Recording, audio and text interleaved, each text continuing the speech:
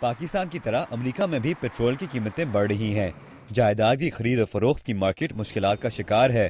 اگرچہ روزگار کی صورتحال آہستہ آہستہ بہتر ہو رہی ہے، اب بھی 5 میں سے 1 امریکی بے روزگار ہے۔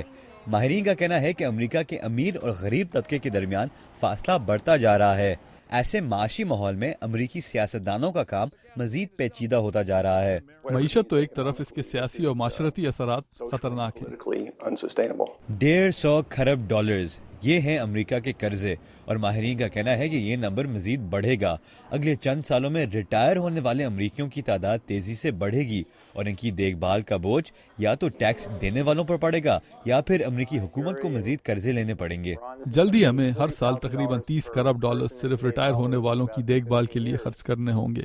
ماہرین کا کہنا ہے کہ اگر اس صورتحال میں جلد تبدیلی نہیں آتی تو امریکہ بینکرپٹ ہو سکتا ہے۔ ان کا یہ بھی کہنا ہے کہ امریکہ کے موجودہ سیاسی ماحول میں تبدیلی لانا بہت مشکل ہو گیا ہے۔ سیاسی جماعتوں کے انتہا پسند حلقے اتنے طاقتور ہو چکے ہیں کہ دونوں پارٹیز کے درمیان کسی بات پر ہم آہنگی نہیں ہو سکتی۔